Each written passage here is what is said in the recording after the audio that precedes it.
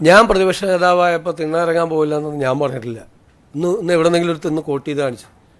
ഞാൻ പണ്ട് ഉപദേശിച്ചിട്ടുണ്ട് നേതാക്കളോട് തിണ്ണയിറങ്ങാൻ പോയിരുന്നു. എന്താ ഈ ബിഷപ്പ് ഹൗസിൽ പോയാൽ എന്താ കുഴപ്പം? ഞാൻ എപ്പോഴും പോകാറുണ്ടല്ലോ, എല്ലാ സ്ഥലങ്ങളിലും പോകാറുണ്ടല്ലോ. ഞാൻ ശിവഗിരിയിൽ പോകുന്നുണ്ടല്ലോ. മഠാധിപതികളെല്ലാം എന്നെ കൻ്റോൺമെൻറ്റ് ഹൗസിൽ വന്ന് സന്ദർശിച്ചിരുന്നു. ശിവഗിരി എന്നെ അനുഗ്രഹിക്കാൻ വേണ്ടിയിട്ട് അവർ വന്നിരുന്നു. എത്രയോ ആളുകളാണ് വരുന്നത്. ഇപ്പം ഞാൻ എന്താവശ്യത്തിലാണ് അവിടെ പോയത്? ഞാനിവിടുത്തെ ക്ലീമീസ് ബാവയെ കണ്ടിരുന്നു. കർദിനാളാണ് അദ്ദേഹം. ഞാൻ നെറ്റോ പിതാവുമായിട്ട് ഭയങ്കരമായ ഹൃദയബന്ധമുള്ള ഒരാളാണ്. എനിക്കിഷ്ടമുള്ളവരെയൊക്കെ ഞാൻ പോയി കാണുന്നതിന് നിങ്ങൾക്ക് എന്താ പ്രശ്നം? അതിന് അവിടെ പോയിട്ട് എനിക്ക് എന്തെങ്കിലും ആവശ്യം നേടിയെടുക്കാൻ പറ്റുക? ഇലക്ഷൻ കഴിഞ്ഞ് ഞങ്ങൾ ജയിച്ചു, പിന്നെ ഇപ്പോൾ അവിടെ പോയി തിണ്ണിറങ്ങണമെന്തിന്?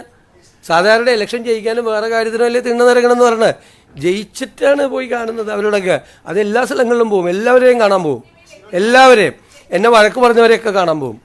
അതിനെന്താ പോകണ്ടേ? എല്ലാവരെയും ഞാൻ ആരെയും പേരൊന്നും പറഞ്ഞില്ല. എല്ലാവരെയും ചേർത്ത് പിടിക്കുന്നേ. അതിനെന്താ? ഞാൻ ചോദിക്കട്ടെ, നമ്മളങ്ങനെ വേണ്ടേ? നിങ്ങളെന്താ പറയണത്? ഞാൻ ആളോട് മിണ്ടില്ല, ഇന്നയാളോട് സംസാരിക്കില്ല, പണ്ട് എന്നോട് എന്നെ വഴക്ക് പറഞ്ഞിട്ടുണ്ട്, എന്നോട് മോശം പറഞ്ഞിട്ടുണ്ട്, ആളോടും. ഞാൻ ഈ പൊസിഷനിൽ നിന്ന് അങ്ങനെയൊക്കെ ചെയ്യാമോ? അങ്ങനെ ചെയ്യാൻ പാടില്ല. ഞാൻ എല്ലാത്തിനോടും ക്ഷമിക്കാൻ പറ്റണം നമുക്ക്. ഞാൻ മനസ്സിലൊരു വിഷമവും കൊണ്ടുനടന്നിട്ടില്ല. ഞാനന്ന് പറഞ്ഞത് UDF കോൺഗ്രസിനെയൊന്നും പറഞ്ഞില്ല, എന്നെയാണ് പറഞ്ഞത്. എന്നെ ഇഷ്ടമില്ലാഞ്ഞിട്ടാണ്. അത് മാറ്റണം, ആ ഇഷ്ടക്കേട് മാറ്റണം.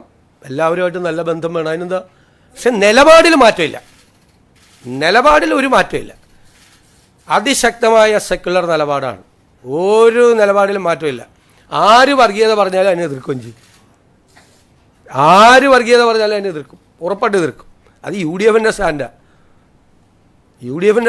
UDF അൾട്ടമൻ്റായിട്ടുള്ള സെക്കുലർ സ്റ്റാൻഡാണ്. ഒരു കോംപ്രമൈസും ഇല്ല ആ കാര്യത്തിൽ. പക്ഷേ എല്ലാവരും അവർക്കൊക്കെ ഒരു വിഷമം വന്നാൽ ആദ്യം നമ്മൾ ഓടിയെത്തും.